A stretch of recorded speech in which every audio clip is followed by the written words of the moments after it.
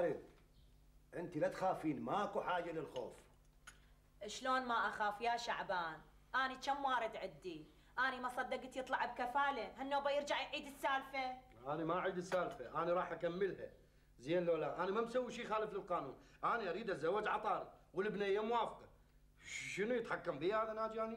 أنا اللي أعرفه قانونا ميادة بحضانة أمها. تسكتي الخاطر الله سكتي، هو هذا يعرف القانون؟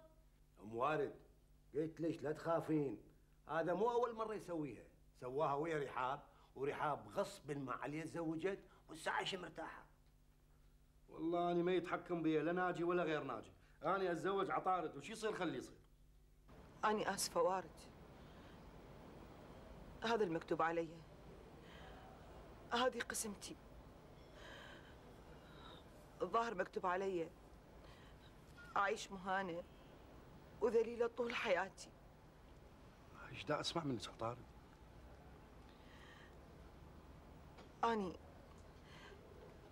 أني فرحت هواية لما طلبتني للزواج، لكن الظاهر مو كل شيء اللي نريده نحصله. عطارد، أنا طبعا ليه هسه مو مصدق أنت شلون تتنازلين لهذا الجبان. أنا رحت له للمكتب ووعدته أصرف نظر عن الزواج، بس يرجع لي بنتي ورجع لي بنتي. عطارد، احنا نتزوج وبنتش تبقى وياك. أنت ما تعرف ناجي وارد. والله خبصتونا بهذا ناجي. بعد أقول لك عطارد، أنا اللي يوقف بطريق سعادتي أسحقه. أرجوك وارد، أني هسه بمحنة، ساعدني. أنا محتارة بينك وبين بنتي ميادة. أنت وميادة تجون وياي.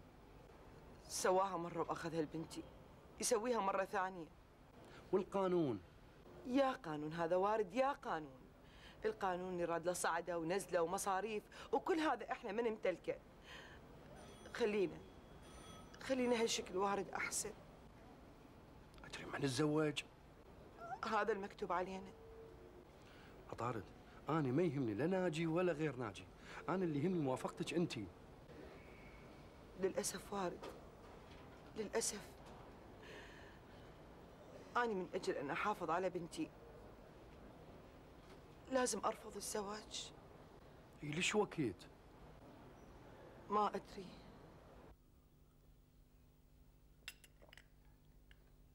ما جتي من عندنا، جتي من عندها، هم زين. البنية عاقلة وتعرف وما رادت مشاكل، ما مكتوبة إلك. والزواج يا ابني قسمة ونصيب. وارد؟ يما وارد؟ لا أسمعك يوم، لا أسمعك. صدق كذب؟ شلون حكي هذا يا ابني؟ راح تعوف شغلك وتبقى كل الوقت سرحان؟ يوم أنا ما دا أفكر بنفسي بس، أنا دا أفكر بهاي المسكينة عطارد. شنو ذنبها تروح ضحية وطيش لهذا ناجي وأمثال ناجي؟ خيرها بغيرها ابني. يوم أنا ما أقدر أعرف عطارد. يا ابني أنا وين أحكي وأنت وين تحكي؟ البنية هي بنفسها رافضة الزواج. مضطرة غير.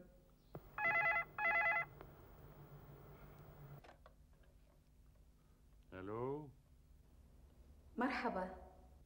اهلا وسهلا. رافد موجود؟ منو حضرتك؟ رويدة. ما موجود بابا، ما موجود.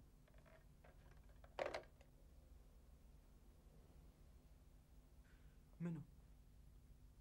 رويدة، وقلت لها ما موجود حسب تعليماتك.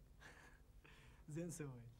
اخ، كون اعرف هل هذه وسن منو اللي خلتك تقعد بالبيت وما تطلع وما تريد الا بس على تليفوناتها. يا ربي يا رب يكون هاي اخر وحده حتى تعقل وتشوف مستقبلك. عاد انا شو اتمنى عمو؟ اتمنى هاي البنيه تصير سياج عالي، سياج عالي يحيط بهذا القلب بحيث ما يشوف كل شيء من وراء هذا السياج.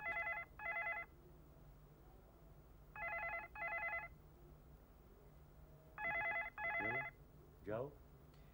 لا انت جاوب وكالعاده.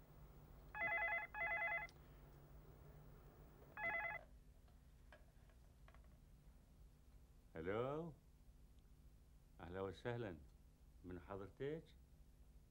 ها يا بالسياج العالي. اشكرك عمو.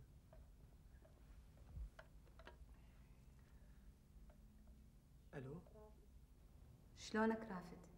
مو زين. اريد اطلع، اريد اشم هوا، اريد الشمس تضربني. لعد ما تطلع. شلون اطلع وسجاني انتي؟ ما عاجبك السجان؟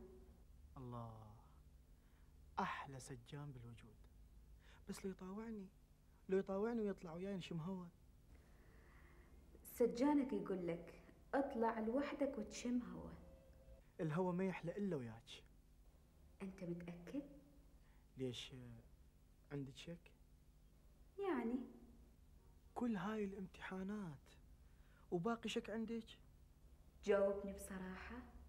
صدقيني وسن، ما كنت صريح بحياتي الا وياك انتي. وين كنت قبل دقائق؟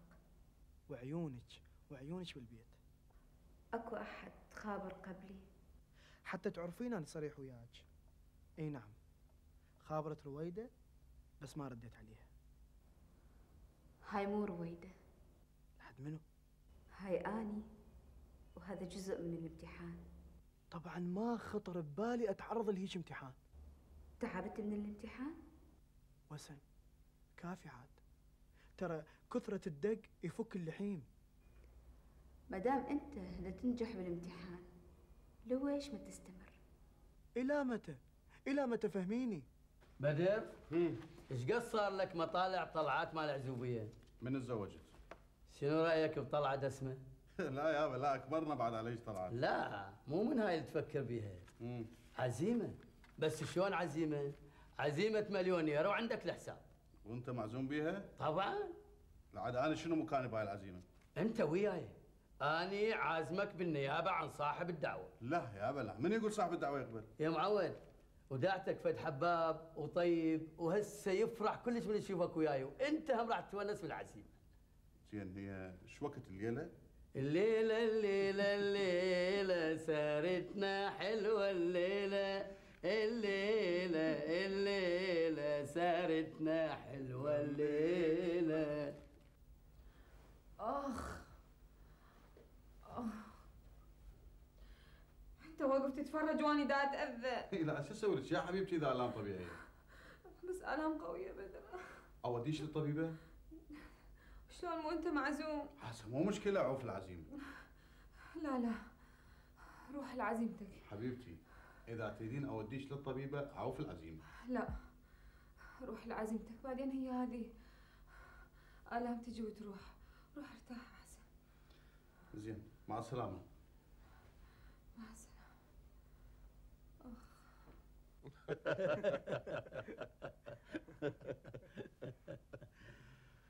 أنا ما أطمئن إذا مو كل شهرين ثلاثة أجي مرة. بصراحة أنا هناك بالنمسا وبالي هنا يم أملاكي، والأكثر من هذا بالي يم رافد، لأن أدري بيه شاب طايش ومتهور. شنو بابا؟ مو قدام الخطار عاد. بس رافد الله يخليه باقي هنا. العائلة كلهم هناك، بس هو ما يقبل يروح. ايش عجب رافد؟ لا مو يعني انا هنا مرتاح. المسكينة كل شهر تخابر عليه، وفوقها ما تلقاه بالبيت. لا هاي قبل. بس الظاهر صاير عاقل. سبحان مغير الأحوال. يا أبو رافد، شو أخبار أعمالك هناك؟ ماشية والحمد لله. دا أفكر بإنشاء مشاريع استثمارية هنا حتى أهيئ نفسي للرجعة. أبو رافد، تدري من دعيته البدر ما راد يجي وياي، كان متردد. مرجان أخونا وأبوه الله يرحمه كان من أعز أصدقائي، وكل مرة من أجي هنا أنطيه خبر حتى نقعد نسولف ونتبادل الأخبار. السفرة جاهزة.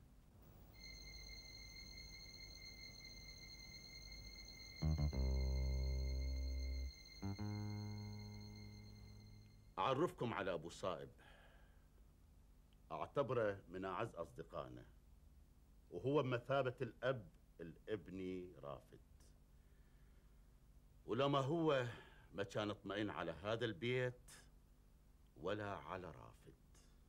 تستغفلين رحاب؟ تكذبين علي؟ تقولي لي ابوي رجال متقاعد تالي اتفاجئ بيه واقف قدامي يقول السفره جاهزه؟ يعني ابوش طلع حارس وخادم بالبيوت؟ لا بدر صدقني انا بس استغفلتك. لا شنو شو اسميها هاي؟ تكذبين علي لو ظلمين علي؟ يعني هاي الفتره كلها انا اطلع الساذج، كل شيء ما اعرف ابو زوجتي ايش يشتغل، ايش ضام علي، ايش تكذب علي؟ لا بدر انا ردت اقول لك الحقيقه بس الوقت ما كان مناسب. يا وقت بابا يا وقت، بقى وقت، يا حقيقه هاي بعد ما وقع الفاس بالراس، بعد ما خلص كل شيء. بدر أنا حبيتك وبعدين أنا قلت إذا أقول الحقيقة يمكن تعوفني. بس ما أقول لك أنا قمت أشك حتى بعلاقتك ويا ناجي هذا. لا بدر ولا كلمة. قبل الأهلك ما أريد أشوفك بعد، يلا امشي قبل ابن عمي ناجي هذا، يلا. عوفيها تطلع برا، ما ريتها بعد. أنا كنت مخدوع، كنت عايش ويا وحدة ما أعرف عنها أي شيء، حبيتها وتصورت حبتني وصدقت وياي. اسمع بدر، احنا سمعنا كل شيء وزوجتك حامل، فإذا ما تخاف على زوجتك فأقلها خاف على الطفل اللي ببطنها، وبعدين ماكو داعي تتهم بنات الناس بأمور ما عندها صحة وما عندها أساس. تفضل تفهم وياي، تفضل.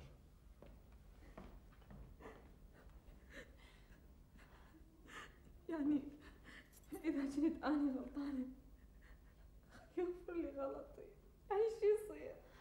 مو بس هو لرحاب، هو سألني عنك قبل لا تتزوجون وأنا جاوبته باللي أعرفه. من حقك أنت تخفين بعض الحقائق عن زميلاتك، لكن هذا زوجك لازم يعرف كل شيء عنك. يعني هو هذا المهم؟ مو بكيفك أنت، مو بكيفك رحاب تحددين المهم وغير المهم. أكو شغلات عندك مو مهمة لكن عند غيرك مهمة. شكوا بها يعني أبوي دا يشتغل على الأقل شغلة شريفة. رحاب ما أتصور اعتراض أخويا بدر على نوع عمل أبوك، لكن لا، هو معترض عن الكذبة وهذه بيها إخفاء حقيقة، وهو زوجك ومن حقه يعرف كل شيء عنك. بدر أخويا وأنا أعرفه كل الزين، هذا الموضوع راح يترك أثر كلش كبير بنفسه. بس بدر قصر وياي.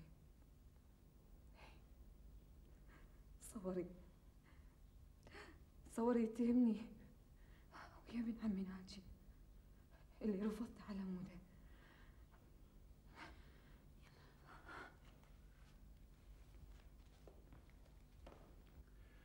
اسمع بدر ابني، حاولوا تصلحون الامور، اقعدوا وياها بهدوء وحاولوا تتفاهمون من جديد. يا جديد يا ابا يا جديد، انت لو شايف حالي انا صار بي اليوم وانا اتفاجئ بهذا الرجال قدامي، لو بس شايفني صار بي، عندي ايش اقول هذا ابو زوجتي؟ بلعت الغصه وسكتت، بس حسيت بنفسي قاعد على جمر. لا تكبر الموضوع ابني. يا ابا انا ما مكبره، يعني شكوا بيها لو قايلت لي ابويا يشتغل هاي شغله، بالعكس كان كبرت بعيني، كان قمت انا اليوم وسلمت عليه قدام العالم، بس انا اتفاجئ بيه بهالشكل هذا ما اقبل بيه. بدر ابني، انت هسه عصبي، من تهدأ تقدر تتفاهم من جديد يا ابني. ماكو اي تفاهم، انا هذه البنيه بعد ما اصدق بيها نهائيا، هذه قتله الثقه بداخلي، اي شيء قالت لي اياه اشك بيه واي شيء تقوله راح اشك بيه وهاي ما تطلع عيشه. هاي اول مشكله تواجهك بحياتك الزوجيه، والحياه الزوجيه مليانه مشاكل. بس هذه مو مشكله عفويه ولا انيه، هذا كذب واستغفال، واني هاي البنيه حتى اذا قالت لي احبك بعد ما اصدق، وبصراحه اقول لك انا تاكد لي حتى مشاعرها مو وياي. أني ما قدرت أقول أعرفه، هو ما قدر يحكي، بقت السالفة سكتة. هذا اللي كنت خايف منه. نروح خابرها لأختك شو صار. شو خابرها يا يابا، مو وقتها. أكيد الرجال هسه متنرفز وعصبي وقالب الدنيا عليها. أنا خايف على رحاب. شي يفيد الخوف بعد؟ 100 مرة قلت لها أبويا كوني صريحة ويا رجلك، لا تخفين عنا شيء، بعدين يجي يوم يكتشف وتتأزم الأمور. بس شي يفيد؟ كانت تدخل من هاي الإذن وتطلع من هاي الإذن، تاليها حتى احنا بدينا نكذب على مود نحافظ عليها ونخاف عليها، وهاي نتيجتها. رحاب،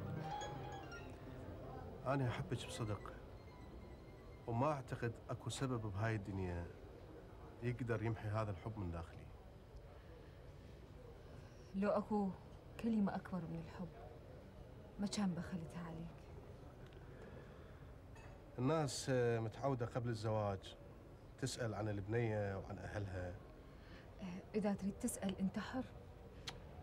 أنا ما راح أسأل لسبب بسيط، لأنه أنا متأكد اللي يحب ما يقدر يخفي شيء عن حبيبه. بدر، أني قلت لك كل شيء عن حياتي، فإذا تريد تسأل راح تلقي جواب صريح.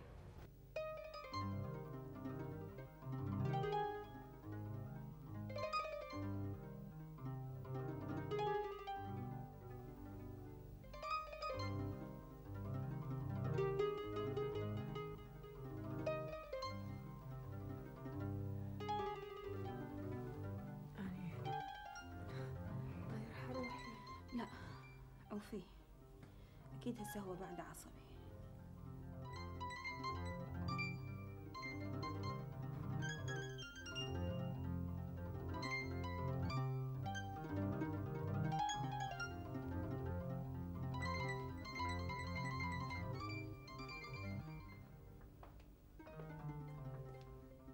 ما علقت على عزيمة البارحة؟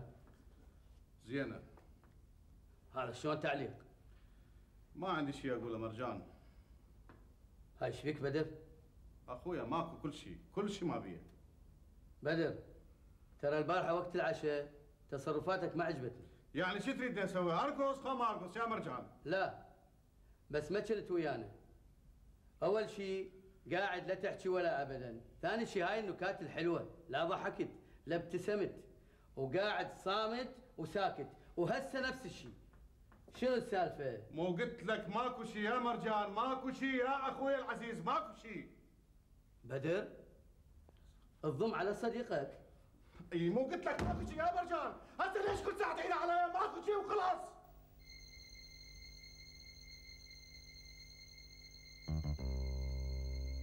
عمو بسام، احكي لي شكو.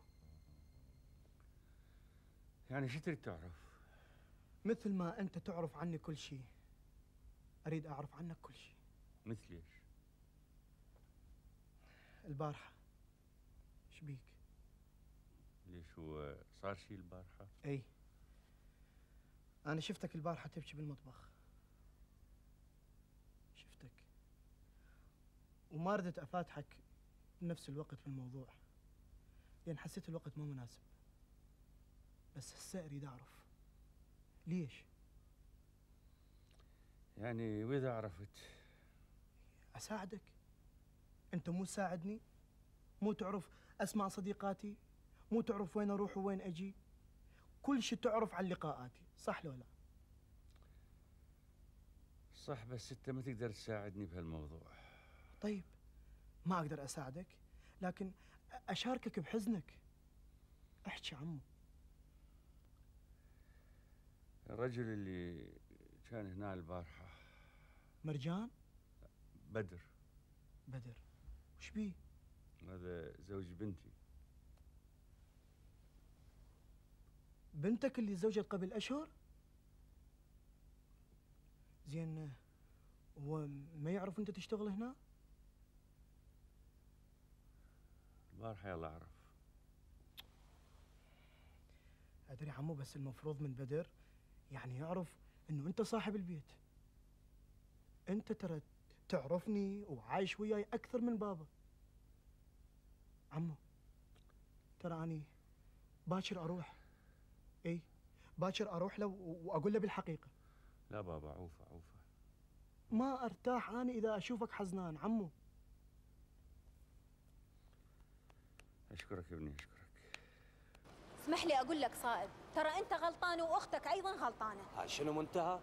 هاي أنت تحكين وياي بهالشكل لعد بدر البارحة شلون كان دا يحكي ويا رحاب؟ أدري يا صائب، يعني أنت إنسان واعي ومثقف، شلون تفوتك مثل هيك شغلة؟ لعد شو أسوي؟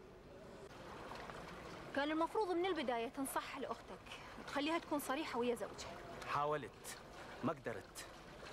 رحاب كانت خايفة على بدر، بدر متعلق بيها وهي متعلقة ببدر. والله هذا مبرر، ناس مثقفين. شو اسوي؟ ما تقولي لي شو اسوي.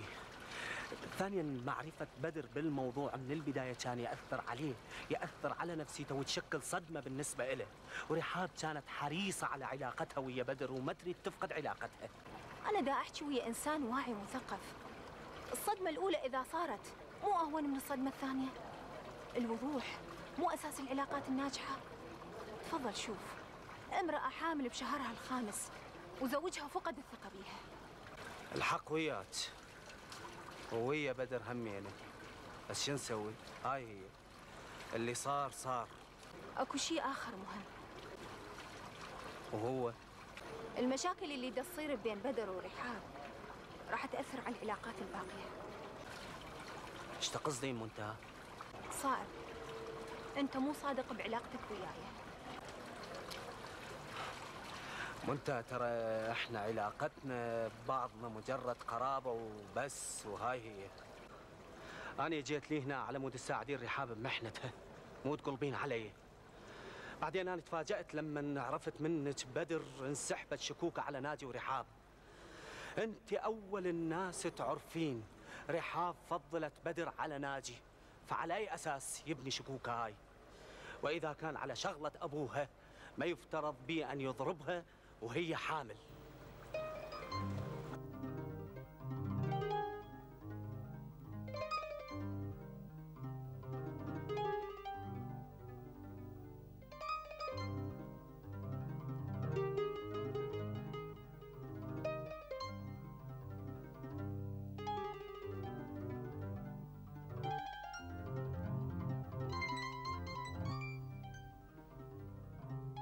شنو؟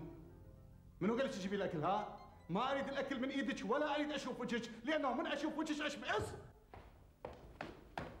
منتهى منتهى، مرة ثانية انت تجيبي الاكل، فهمتي؟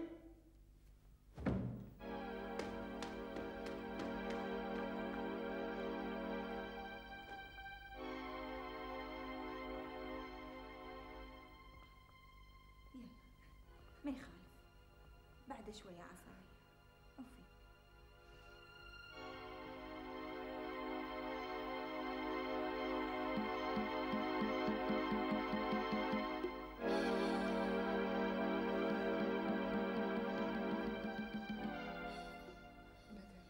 شكو، ليش ما رحت لبيتكم؟ أرجوك اسمعني. ما اسمعك، ومقدما اقول لك كل اللي راح تقوليه كذب. غير تسمعني. ما اسمعك ولا اريد اشوفك، وروح لاهلك بابا، هسه الرجال ما يريدك، ليش مشلبه بيه؟ لو ما كنت تحبني كان سويت. هاي المصيبة، بعد كل هذا الوقت بدر يلقى نفسه مخذول ومخدوع. أني ما خذلتك ولا خدعتك بدر. أني أحبك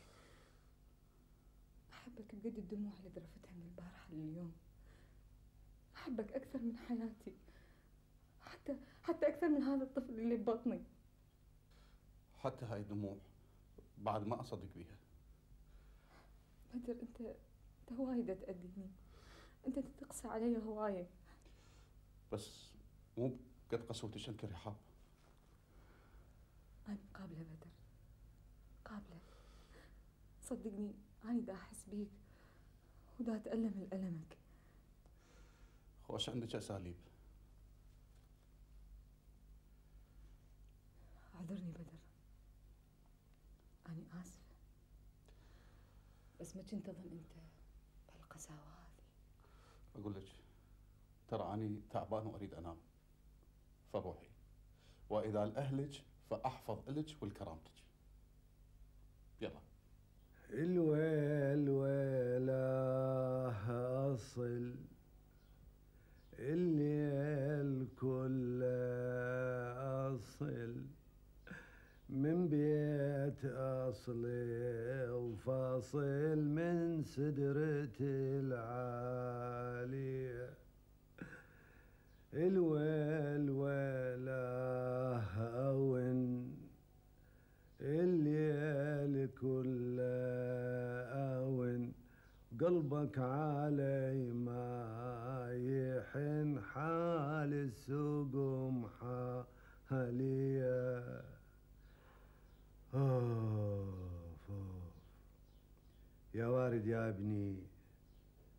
كلمة الحق بهذا الزمن صارت تأذي وتجرح. ايش قد حكيت وياها؟ قلت لها يا بنيتي يا رحاب، هذا صار رجلك، ابو بيتك وابو جهالك، لا تضمين عليه شيء. شكو عندك قولي لي اياه، هذول خوش ناس. هي ايش عبالها؟ اني مخرف ودا اهذي. زين هسه اني شو اقول لهم؟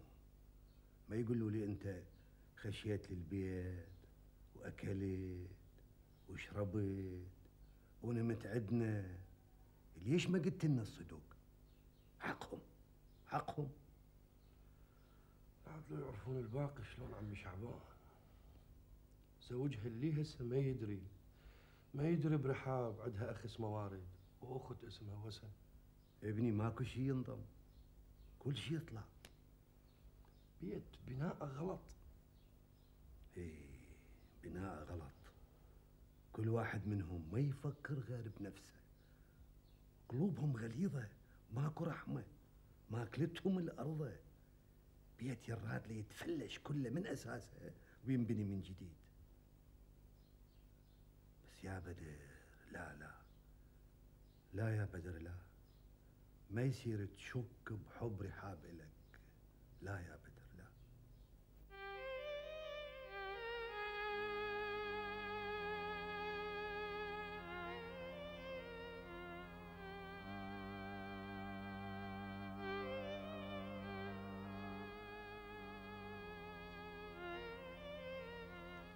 هي عصبية، عندها حالة هستيرية، هسه ترتاح مش تصير زينة.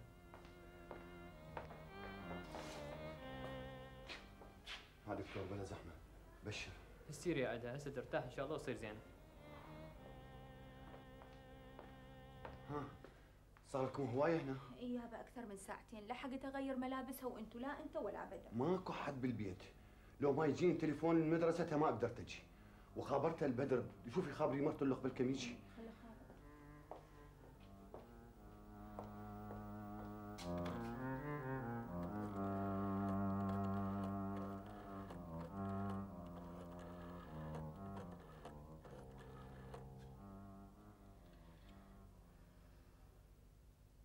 الو بدر؟ اي هاي وينك يا عيني؟ ما تجي؟ ايدي تعال هسه وقت مشاكل وخلافات. بدر اي مو زوجتك مالها خلق ووضعها مو زين. دي تعال عيني. اي اذا انت ما توقف لها زوجها لعد منو؟ دي يلا مع السلامة.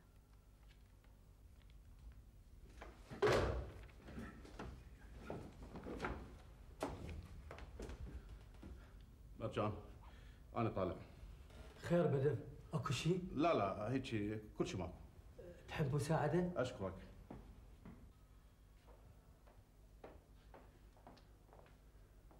ابني بدر، زوجتك تعاني من حالة هستيرية والطبيب يقول مو زين على حملها. انسى كل شيء ابني، هاي زوجتك، انسى ارجوك. حاجة لك هي. فوت يلا.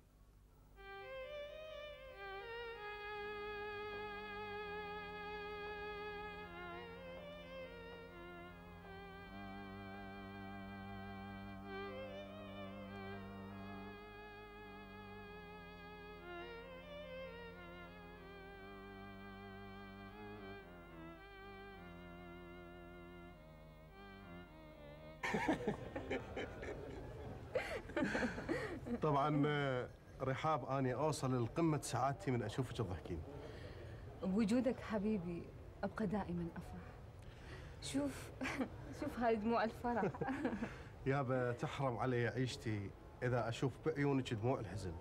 أنا متأكدة من هذا الشيء، لأن أنت إنسان عطوف وطيب، ومرات أحسد نفسي عليك، لأن أنت أحلى هدية قدمتها إلي الحياة.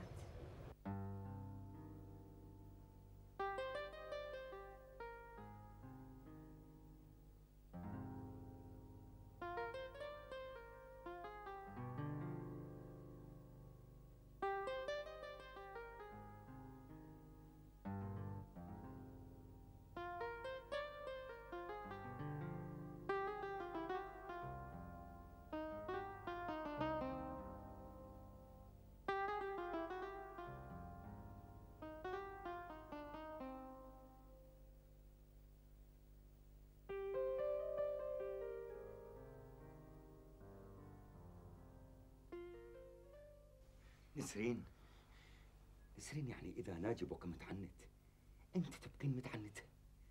أرجوك نسرين، أنت زوجتي. أني أمشي ورا رغبة أخويا ناجي. هذا ناجي أبو الخير، نسيتوه؟ لا ما نسينا يا أحلى، كل شيء ما نسينا، بس يعني هاي المشكلة صارت وانتهت وراحت وخلصت. شو نسوي يعني؟ قابل نجيب رحاب ونقولها تعايد طلقي من زوجك وتزوجي ناجي؟ انتوا غلطتوا غلطة كبيرة، كلش كبيرة بحق أخويا ناجي. شو ريت نسوي؟ شو ريت نسوي يا نسرين؟ مو قلت لك مشكلة وصارت، يعني أنت راح تبقيني هنا ببيت أخوك وأنا أبقى هناك متهجول، لا شغل ولا عمل، فهميني؟ وهذا ناجي يوميا مهددنا بالبيت. تستاهلون.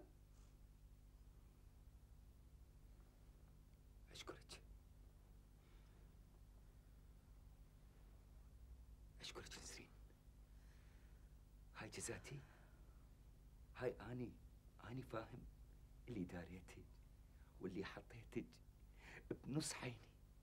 ليش؟ دارتوني على طمع. هم ما يخالف، هم أجي وياك لنفرض ذاك الوقت على طمع، بس هسه مبينة تريدني أرجع لك حتى يثر على أخويا ناجي، يرجعك للشغل ويكف عن إخلاء البيت. هذا بس بتفكيرك أنت. إيه بس بتفكيرك. نسرين،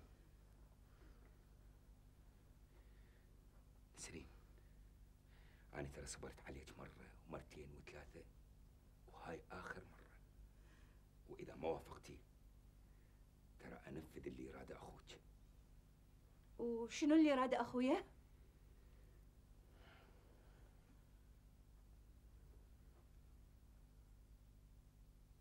طلاق.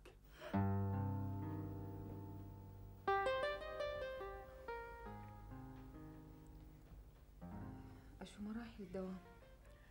خابرتهم أخذت إجازة. أنا آسفة بدر، تعبتكم وياي، بس غصبا عني ما أدري. البارحة حسيت بتعب وأني بالصف، وهم زين رحت للمديرة والحمد لله المرة ما قصرت. الحمد لله على السلامة رحاب. الله يسلمك.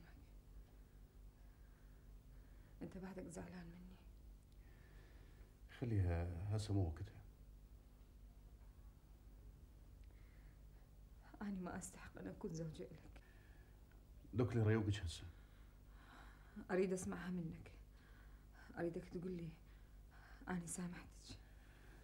رحاب خليها الوقت. يعني أنت زعلان علي؟ أنا متألم من اللي صار، ما كنت متوقع هذا يطلع مني.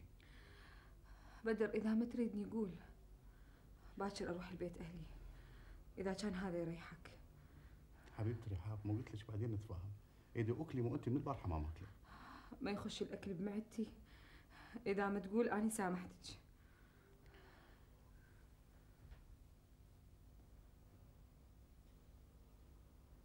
دوكلي أنا منتظر موافقتك، أنت صاحبة العلاقة، وأي إنسان آخر ما له حق بالتدخل.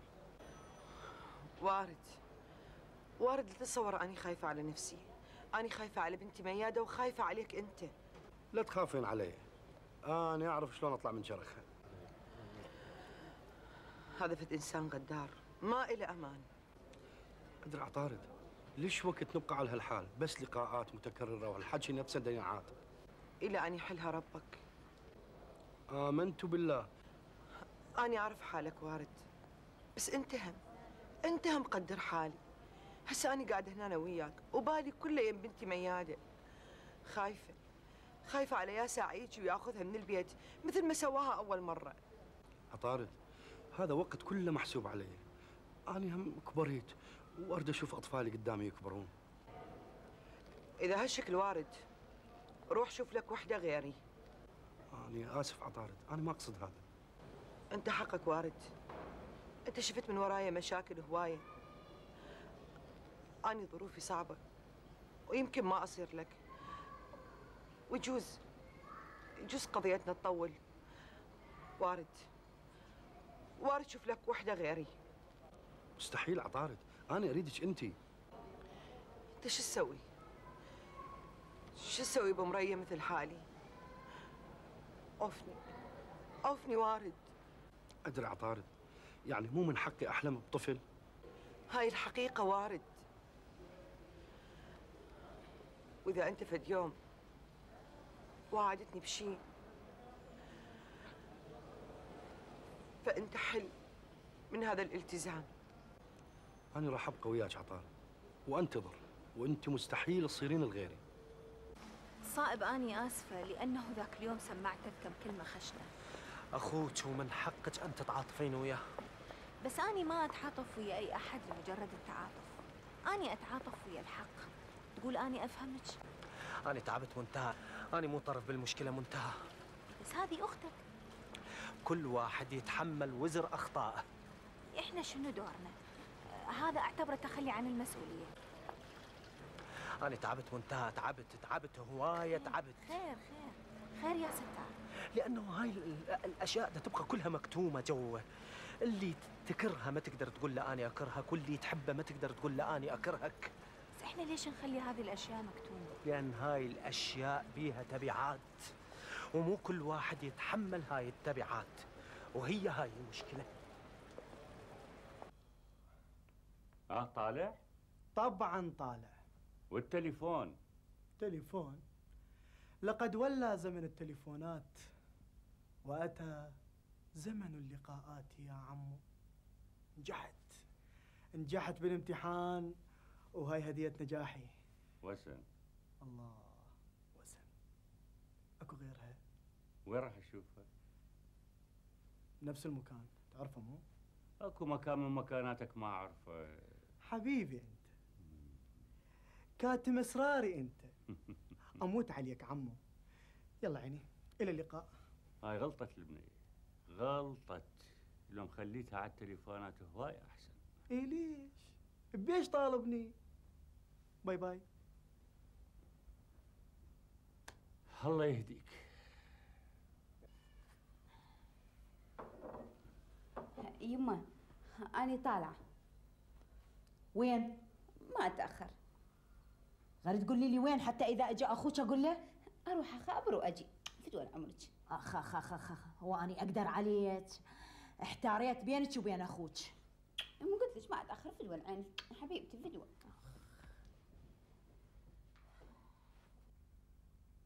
الو، اهلا وسهلا. رافد موجود؟ من حضرتك؟ ما أعرف الصوت بعدك؟ والله بنتي ما اعرف الاصوات. أني وسن. اي طلع هو على اساس عنده موعد وياك. بصراحة ما قدرت أطلع وخابرت حتى أعتذر. زين، أنا من يجي أقول له. أنت شو تصير منه؟ سألي؟ سألته يقول صديقي. صحيح. شكرا، مع السلامة.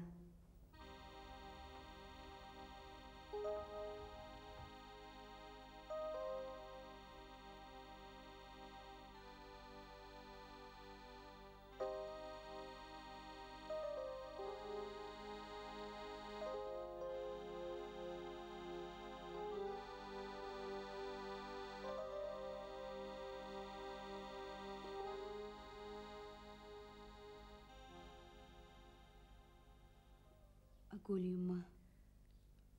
قولي يمه. أبويا وين يشتغل؟ ما تعرفين وين يشتغل؟ أقصد بيابيت. والويش هالسؤال؟ أبويا ودي أسأل عليه. وش عجب دا تسألين؟ لا، مو أني صوته أميزه عن أي صوت. وش ذكرك بيه؟ الصدق يمه ما قلتي لي هو وين يشتغل. بنتي أبوك يشتغل من زمان ببيت يسموهم أبو رافد. شو تعرفين عنهم؟ كل اللي أعرفه يا بنتي أهل البيت ما موجودين، مسافرين للخارج. يعني البيت فارغ؟ هذا اللي أعرفه. وأبويا شو يسوي هناك؟ بنتي أبوك يقول ابنهم رافد ما يقبل يسافر ويا أهله، وأبوك باقي بيه مثل الحارس. يعني المشكلة اللي صارت الرحاب ببيت أبو رافد هذا؟ إيه، شفتي الصدفة شلون؟ ورجلها كان ما يعرف بيه وتفاجئ بيه، ومن وراه صارت له طلابة. أريد أعرف شنو هذا التصرف؟ يعني أنا تحملته هواي وفوقها توعدين وما تجين؟ انت ليش عصبي؟ بعدنا بولها. لا، أريد أعرف شنو قصدك من وراء هذا التصرف؟ أنا قلت لك من الأول، أنا دا أخابرك بسبب الملل اللي دا عايشه بالبيت وماكو أي سبب ثاني. أنا ما مستعد أكون لعبة تلعبين بيها من أجل قضاء وقت ممل بحياتك. ومرت الثانية لا تخابريني. مع الأسف تصرفك هذا محى كل الصور الجميلة اللي كنت راسمها إليك. أستأذن، وراي طلعة.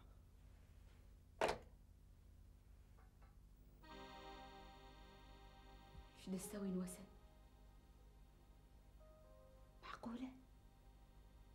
معقولة انتي تلعبين بمشاعر الآخرين؟ بعدين لويش؟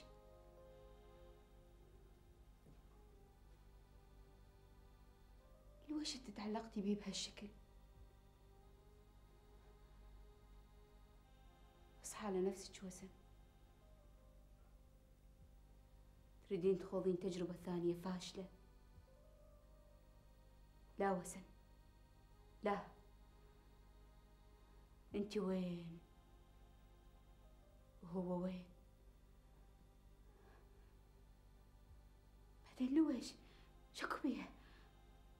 إذا بقيتي قاعدة بالبيت ما حد راح يدق بابك. زين، إذا طلع أبويا اللي يرد على التليفون إيش راح أسوي؟